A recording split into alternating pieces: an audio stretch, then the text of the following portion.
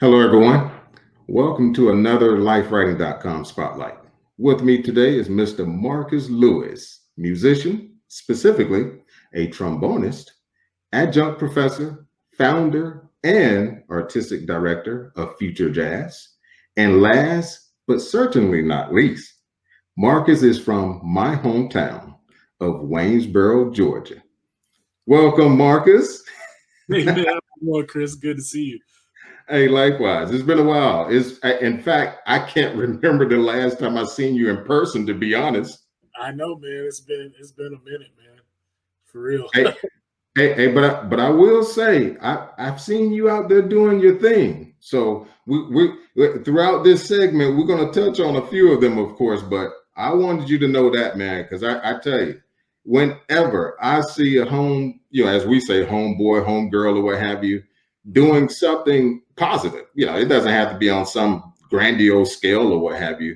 I mean, it just warms your heart, man. So I just wanted to quickly share that. Thank you, man. I appreciate it, man. I'm glad for to be here, and thanks for putting this together.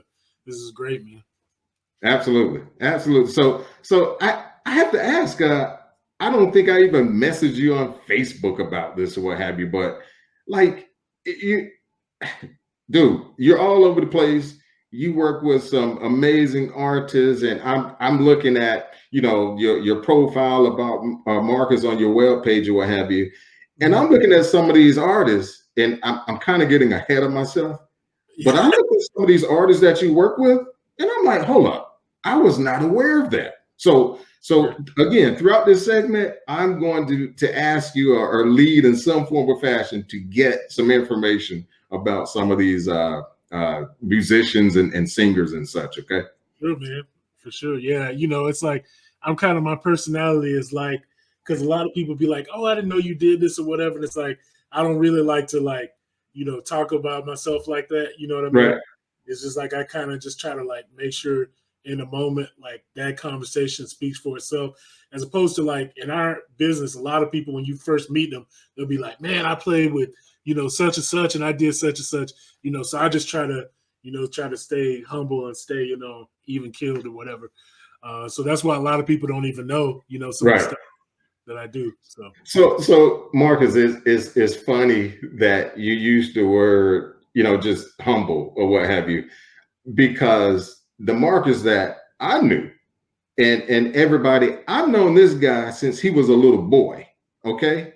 And the Marcus that I knew then, and as of well, I won't say as of late, but the Marcus I knew as watching you grow up, you've always been in that mold. That was just you, meek, humble, not say to yourself or what have you, but you just had a presence about you that you knew who you were, what you wanted to do, and you could tell that you was a man on a mission, at an early age. So for me to see what you're doing now and what you've done, a lot of the things that I touched on a minute ago, it wasn't surprising. It wasn't shocking because I'm like, I knew that young man had something in him, but truth be told, I had no idea it would be some of this stuff.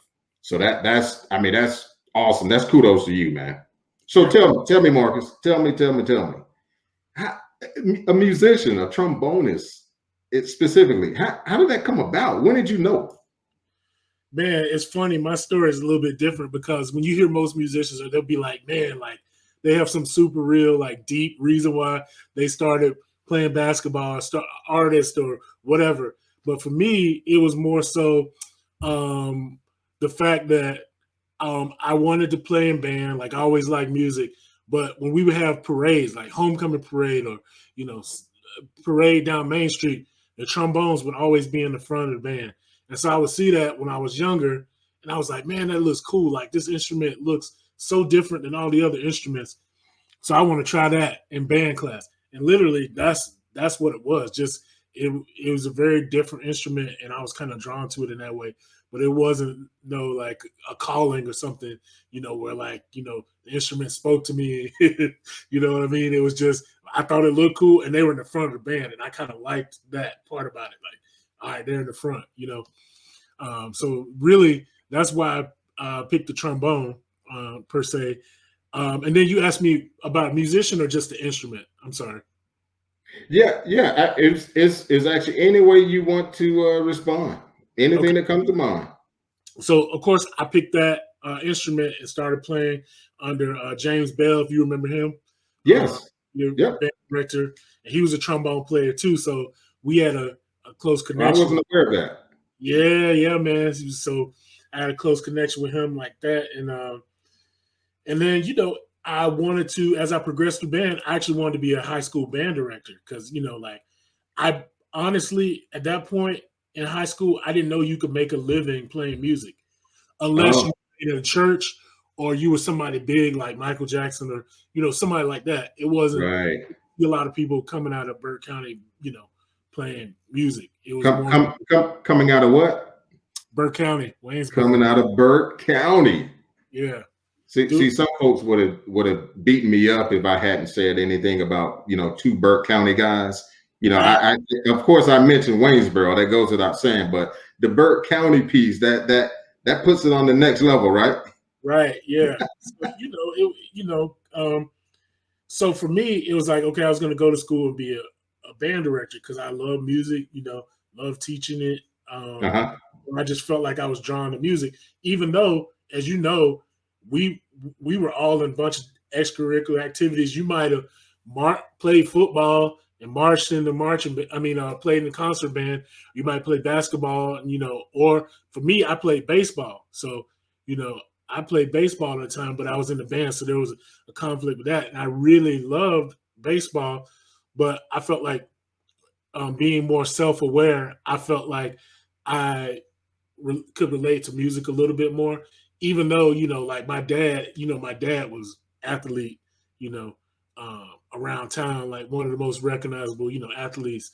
I, uh, I recall. Yes, there yes. was more pressure in that, and so I just wanted to be a high school band director.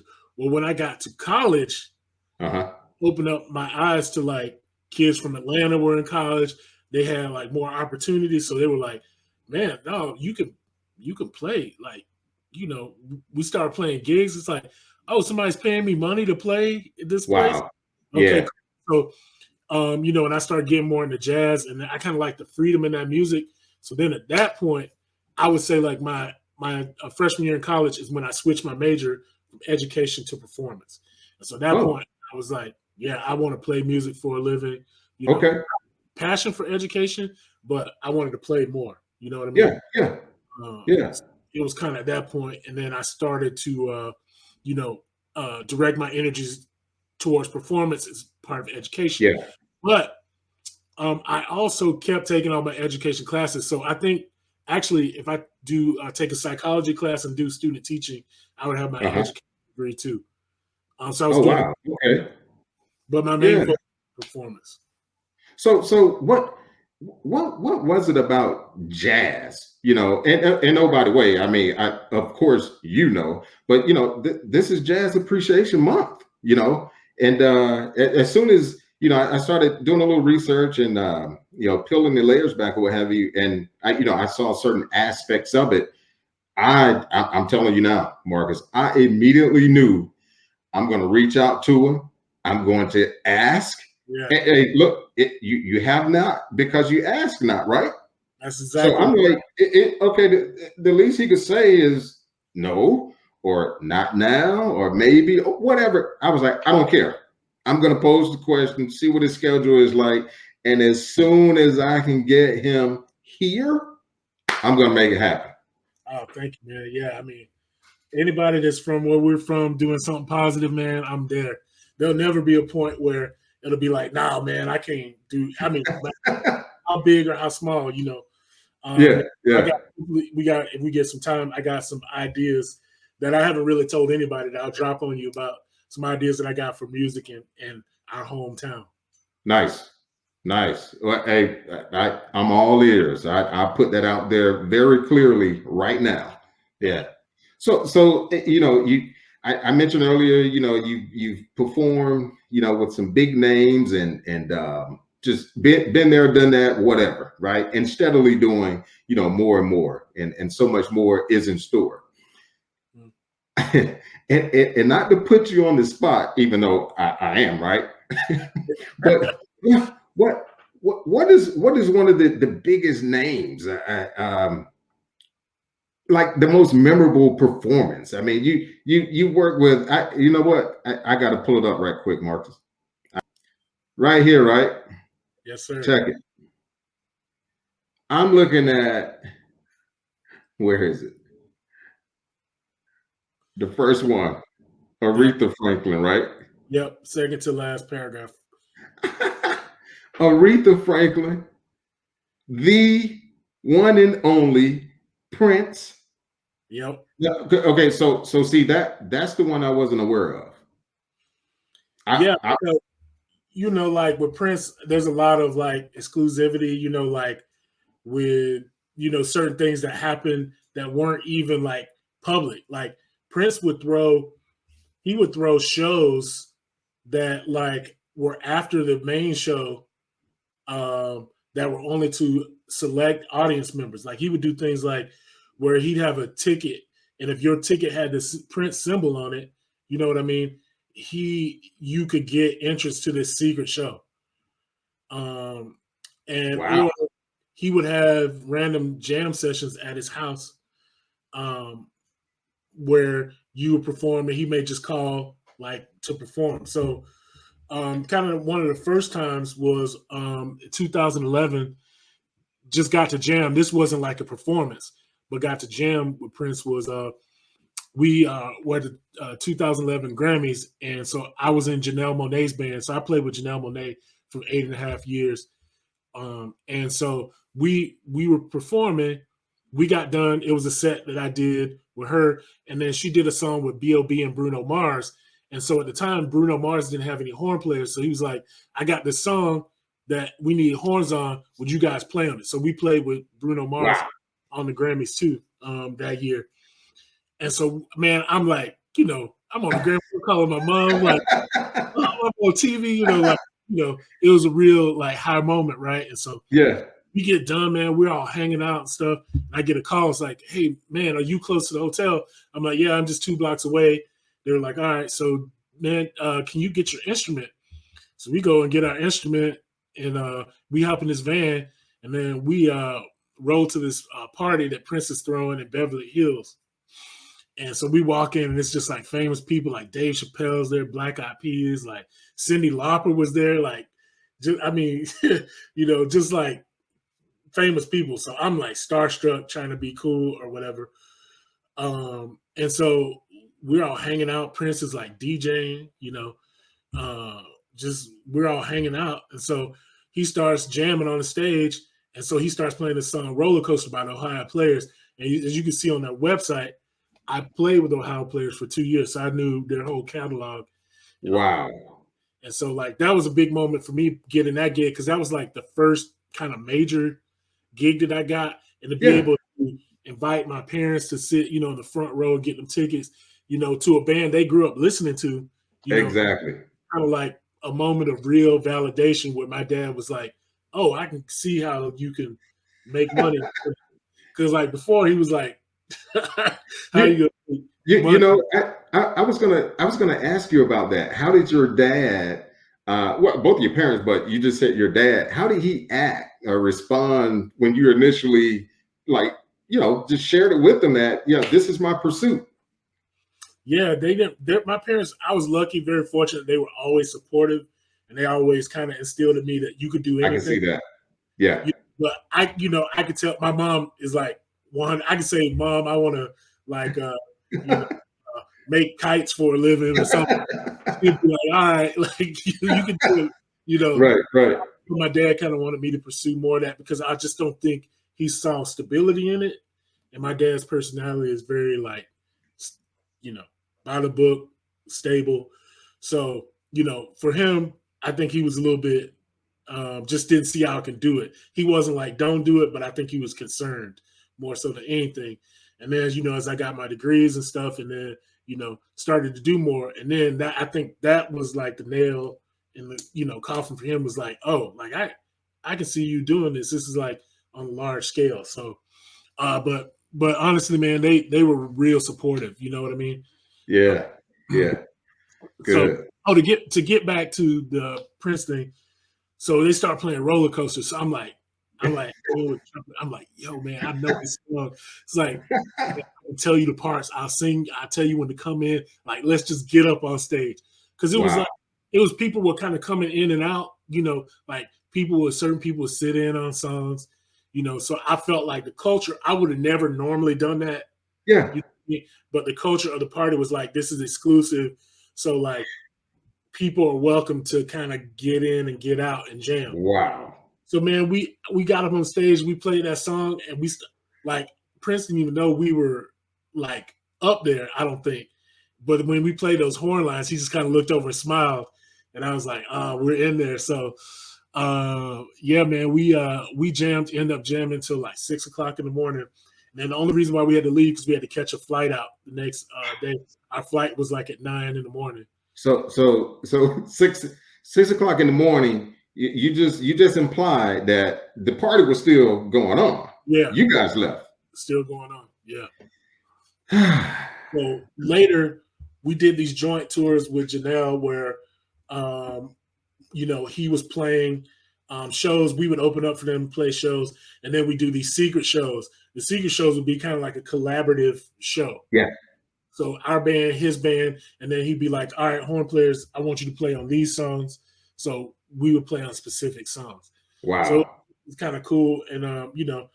We did a tour in Europe. And then the last time I got to play with him was a jam session at Paisley Park. Stop it. Yeah, it's Paisley Park, where I got one more funny story. Prince. Yeah. But we're on the road on tour, and so Prince is like a very good ping pong player. And my family, like we're competitive in sports, so I'm like a really good ping pong player. So like I used to win tournaments in college playing and stuff, and I got my own table. So they were like, "Hey Marcus, I'm pretty good at ping pong myself now. I just wanted to put that out there." Oh well, man. Next time I come home, okay, we'll talk later. We'll talk later about that. But go ahead. Go ahead. So yeah, so he was like, anybody in your band plays, and Janelle's like, oh, Marcus played, So who I guess his security comes get me. We go into the dressing room and there's a ping pong table. He literally travels with a ping pong table. So it's set up in his dressing room. And so, man, I get up there, he comes out, and so you play, so that like you warm up, you warming up, you kind of hit it over soft and y'all kind of get in the group, you kind of checking out how they hit, like, if they favor the backhand or forehand, there whatever. you go. Yes. So I just hit one over soft, and he like smashes it, and then drops the paddle and leaves the room. And I'm like, and leaves the room. Yeah, like like a mic drop, like drops the paddle, leaves the room, and everybody's like, oh. I'm like, no, come back out, let's play. If you want to play, let's play. So he wouldn't come back out. So he sent one of his other band members to play me to see how good I was. And so I like waxed his band member. He wouldn't come out and play me after that. Now that's a moment. That's a memorable moment right there. I've never told in public, but since we were talking about it, yeah, I've never told. Wow. Only my like family knows about that. But, yeah. Hey, it goes without saying. Thanks for sharing that one. And so let me ask you. So you, in the midst of 8 years with Janelle Monae, right? And I know there's several. I got to preface this, right? What memory, what event, what tour, what stands out most? Man, I think the first time we played at the White House for President Obama, like I think that was, I think we did in the course of this presidency, we maybe played for them like 6 or 7 times. But the most memorable was the first time because like, oh, you playing for like, first Black president ever. And so that was really memorable. And then, I would say that's probably up there. I mean, man, there's so many. Like, oh man, I would say that's probably the top though. And I know I know you have a litany. I know we can sit here for the rest of the evening and you just shell out. Just, I mean, because look, I would surmise in a month's time, 1 month, you've accumulated so much stuff, and when you guys on the road, be it from afar, you mentioned over in Europe or what have you. I mean, dude, that's and here's my thing. I always go back to from whence he came, right? And it, anyone who knows about Waynesboro, Georgia, I mean, it's the county seat of Burke County, but it's one of the smallest towns. It's not even categorized as a city. But anyway, just knowing that this young man came from that particular area, right? And just looking at where he is and what he's doing, the folks again that you've worked with. I mean, it's that list. I read the list and my eyes were like, wow. Okay, I was familiar with Janelle Monae and a few others, but the Patti LaBelle, and especially the Prince, because so many folks, the beloved Prince is. I mean, come on, I can stop right there with that. Yeah. Wow. It's surreal, man. Sometimes like you have to pinch yourself, like Aretha, from even Ohio players, Bruno Yeah. Mars, all those people. It's like when it's happening, it's exciting, but when you look back on it, it's like, man, did that really happen? Yeah. Yeah. So it's Yeah. it's really surreal, man. I'm thankful to to have those moments in life. You know what I mean? Right. People Right. get to experience, man. It's really really special. So Absolutely. Absolutely. So Marcus, tell me about future jazz. How did that come about? okay, it's future jazz. So I'm talking about all these experiences and performance. So I'm not really teaching, at Hmm. this point. I'm just basically performing. Hmm. There was a part where Janelle was working on her third album. They're writing the music, so there would be like a little lull in the tour schedule because they're writing, getting recording, basic tracks or whatever. So when I was in town, people were asking, me to come to their schools and do master classes and talks. And then that turned into like doing adjudication, like listening to bands play and giving comments, giving them scores. And so I started to notice certain things that were lacking in the jazz area that I kept saying the same things. And so I was like, man, like, what if I could create something that would help teachers that maybe are not well versed in jazz, like help them out, um, Mm. and give kids an outlet for self expression. Because I'm like, man, like, what would be something that if I was in Burke County, like growing up playing outside of school, that I could do musically, like, what would that be like? And so that's Wow. where the idea of future jazz came about. Like, and Wow. so it's the concept is not to only have educators teaching; it's actually people in the profession that are actually Mm. actively. We'll have performers come in and work with these kids. So, and we have kids from all backgrounds, all economic status. So Mm. they're working together because normally you notice if you live in an affluent area, usually those families rock together, the poor families rock Mm. together.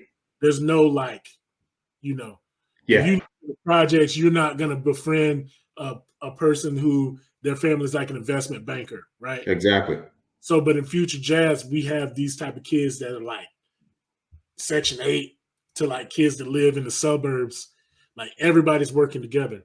Wow. So it's really a unique experience, and more so to just giving them a space to be creative, because that's what jazz drew me to jazz. Is like literally you can do. Of course, there's rules, but you can do whatever you want, and you may play one song one night, and it could be totally different on the second night, and that's fun. It's like a challenge. Okay.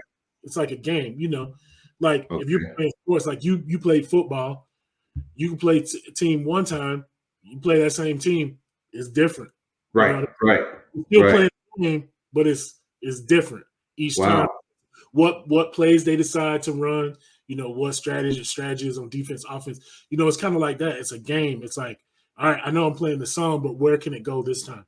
And that's Mm. exciting to me, as opposed to like playing in an orchestra where you're literally playing it exactly the same every time. Right.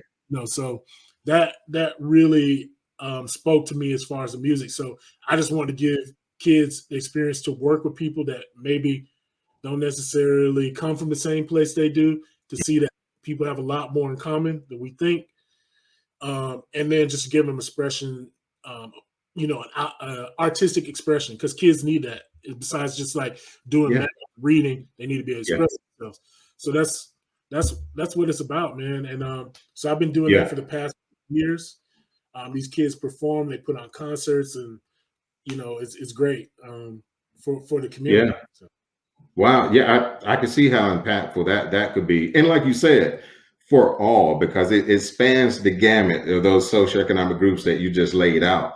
And that construct in and of itself is going to feed off of itself. And like you said, giving them that space and place for creativity to just take off. I mean, that's awesome. That's awesome. So I saw something else you're working on, right?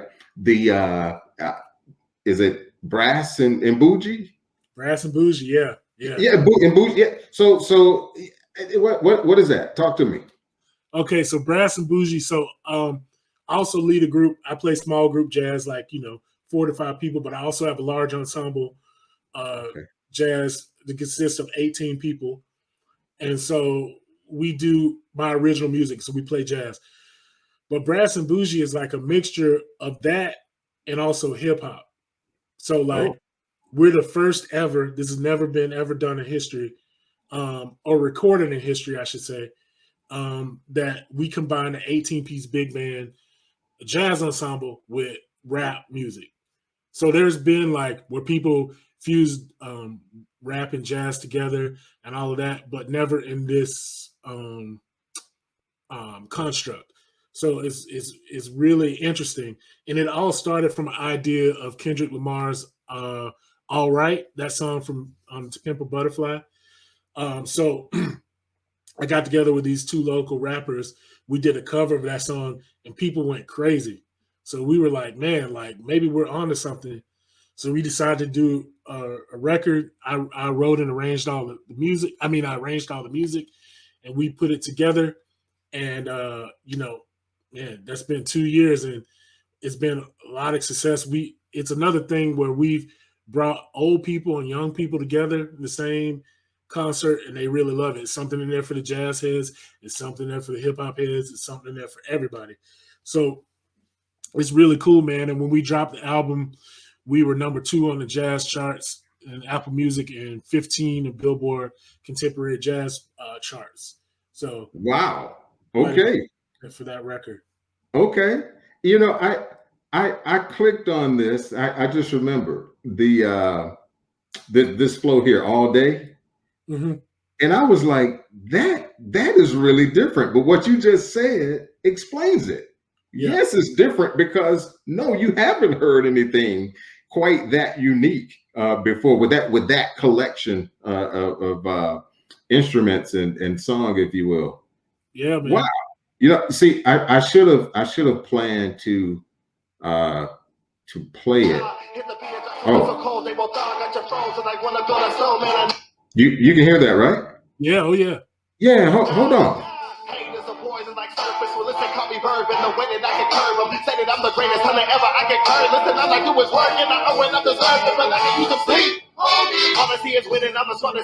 Wow. That's different. I don't kick you, close off, I can use Zetsu, I bet you, cause I shock and damage when I'm bringing the bars like every second of my community. Marcus, that's yeah.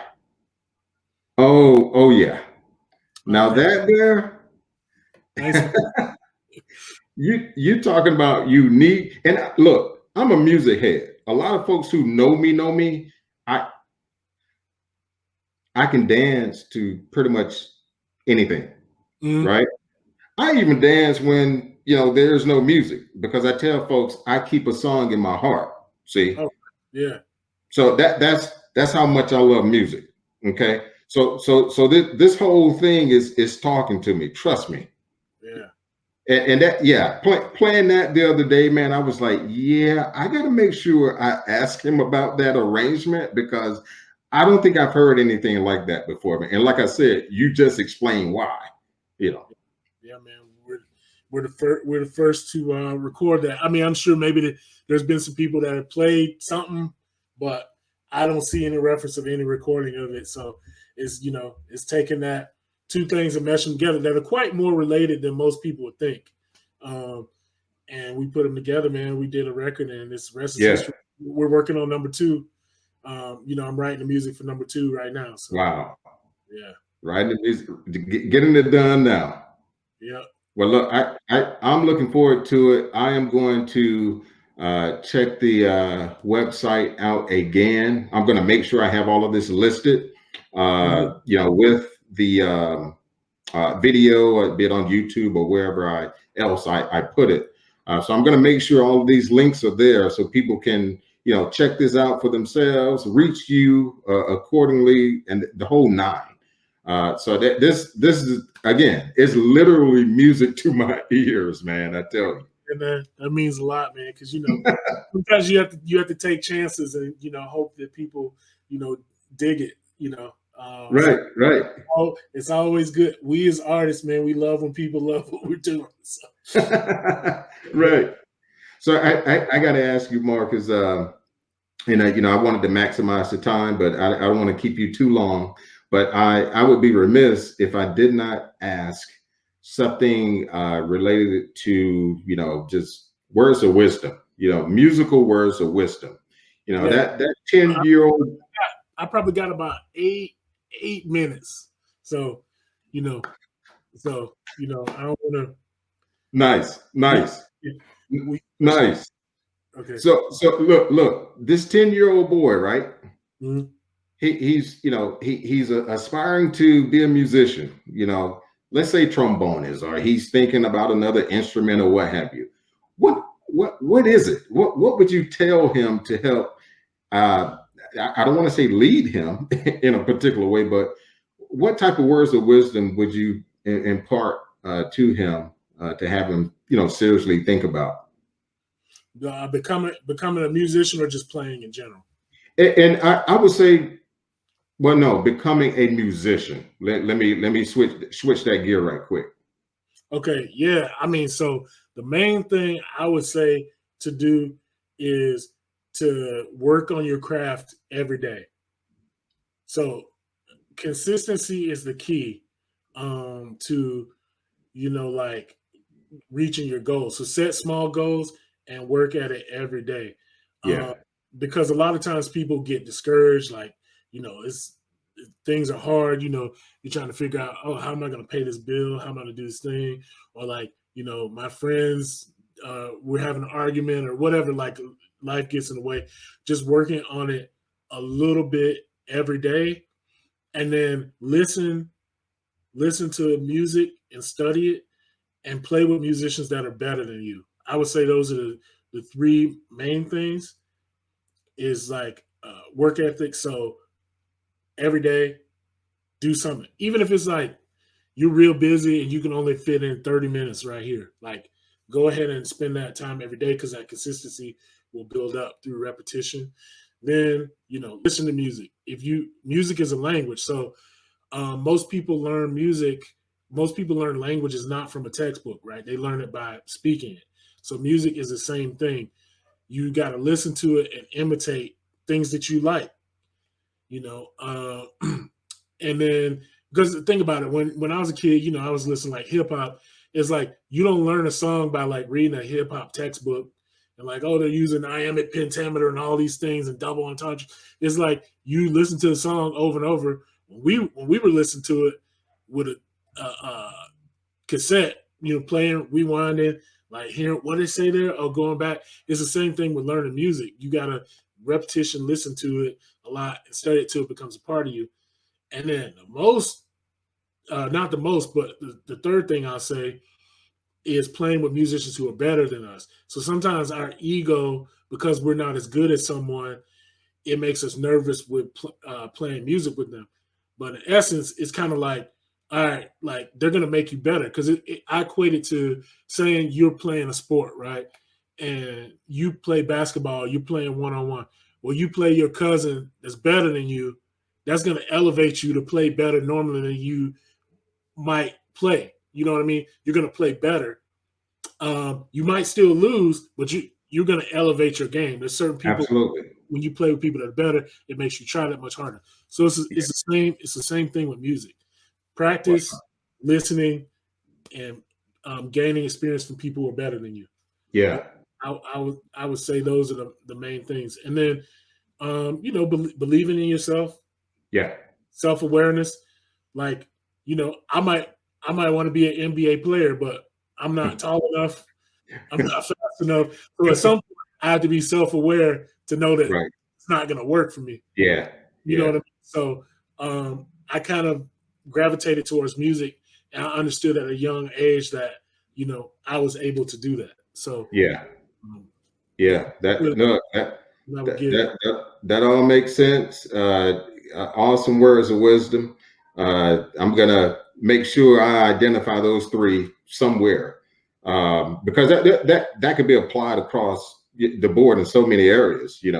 Just those three concepts alone, to better yourself and develop yourself, and so forth. So, hey, look, man, I can't thank you enough for sharing this time and imparting those words, especially sharing the stories, specifically the one that you hadn't shared in a forum like this. Yeah, man. So look, dude, everybody you perform with, I was stuck on the Janelle Monae. You can ask my wife. I was stuck on that one. I'm like, hold up. I need to talk to this young man, because now he's out there really, really doing the doggone thing. Always had been. But I'm just saying, she was hot, hot, hot then, really hot, and you guys were doing Yeah, man. It was a great time in my life, man. I'll never forget those days. it. Yeah. Yeah. Hey, but look, thanks. Hey, I'm gonna let you get out of here. I know you got a couple other appointments, but hey, thanks again. I can't thank you enough for again setting aside this time and imparting these words. I really appreciate it. Oh, thank you, man, for having me. And if you ever need me to come back, just let me know, man. I'll be more than happy to talk to I you. I, I just checked the box and I have you on tape saying it. Hey man, hey, thanks again. I'll talk to you soon, brother. Okay, man. See you later. All right. All right. Okay, everyone. That was Marcus Lewis, trombonist. Been around the block one or two times, performing with some amazing people and bands, as you saw and heard. So I hope it was inspirational and informative for you all at the same time. And as always, take care and thanks for continuing to support lifewriting.com.